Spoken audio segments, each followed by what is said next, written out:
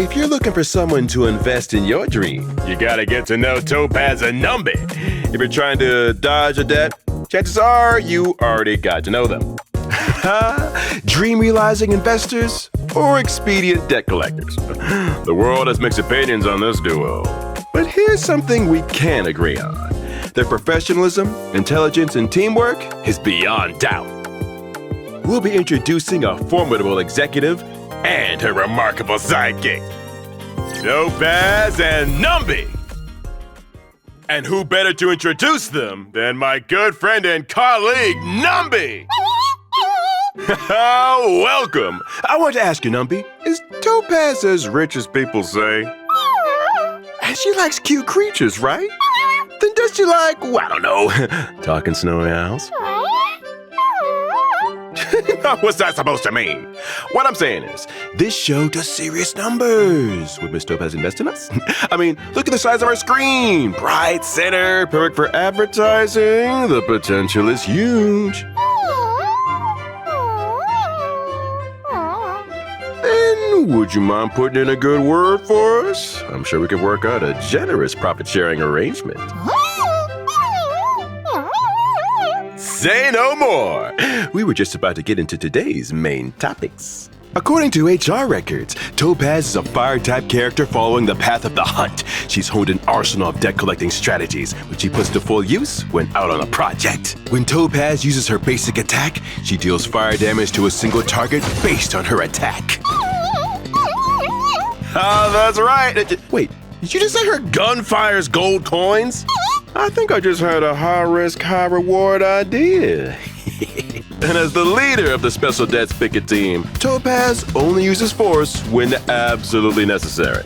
If you're not dodging debts, you're as safe as it gets. When Topaz uses her skill, Difficulty Pain, she's able to inflict a proof of debt state on a single target, increasing the damage they receive from follow-up attacks. Topaz then launches Numby into the fray, dealing fire damage to a single target based on her attack. This attack is considered a follow-up attack. It's worth mentioning that if no enemy targets have proof of debt during an allied turn, Topaz can inflict this state on a random enemy. Proof of debt will only take effect on the most recent target, and when Topaz is knocked down, proof of debt will be cleared. At the start of battle, Topaz summons Numby to assist her. Numby starts out with an initial speed and launches follow-up attacks when they take action. They deal fire damage based on Topaz's attack to a single target inflicted with proof of debt. During turns when Numby does not take action, when a target in the proof of debt state receives a follow-up attack, Numby's action is advance forward. After unlocking a special trace, Topaz's basic attacks are considered follow-up attacks, allowing her to trigger Numby's actions with greater frequency. The battlefield in the open market can change at the drop of a hat, but as a talented investor, Topaz always picks the opportune moment to maximize returns. When using her ultimate, Topaz can cause Numby to enter the Windfall Bonanza state, granting them a damage multiplier and a critical damage boost. And when the enemies with proof of debt are hit by a basic attack, skill, or ultimate, Numby's action is advance forward. Yes, this state cannot last for long. Numby will exit the Windfall Bonanza state after using a certain number of attacks. When entering an area during exploration, Topaz summons Numby to her side. Within a certain range, Numby will automatically search for basic treasure and warp charters? Me too! Don't you just wanna squeeze him to death? After using her technique to enter battle, Topaz regenerates energy after Numby's first attack. If Topaz is still in the team after winning a battle that she used her technique to enter, a small amount of additional credits is awarded. There's an upper limit to the number of additional credits that can be earned in every Earth day. The above also goes for battles within the simulated universe, but instead of credits, the team receives a small amount of cosmic fragments with a chance to bag a random curio. Right on time! Here come the rust buckets. Let's strike while the iron's hot and review the deck collection skills we learned today. Topaz first uses her skill to put the enemy into a proof of debt state, with Numby also dealing a severe blow to their opponent. Now it's Numby's turn. They launch a fierce attack that shakes the enemy's offshore account to its core. March 7th follows hard on Numby's heels, using her skill to shield Topaz while also greatly increasing the chance of Topaz being attacked. Precisely! When Topaz is attacked, it triggers March 7th's follow-up attack, thus advancing Numby's action forward. Topaz takes control of the battlefield once again. Her full tank of energy is her capital for victory.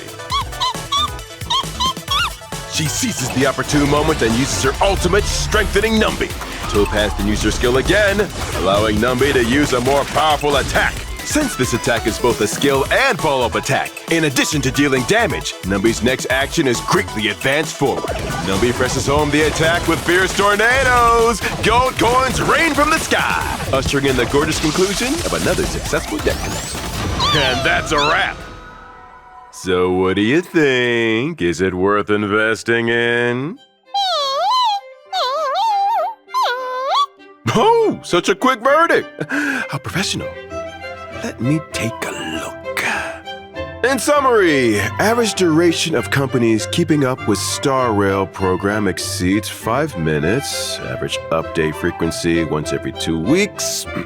Program fails to conform to short-term market mentality or mainstream media recommendation algorithms. Host speech is overly formal and dull. Content is too intense and focus is excessively geared toward niche areas.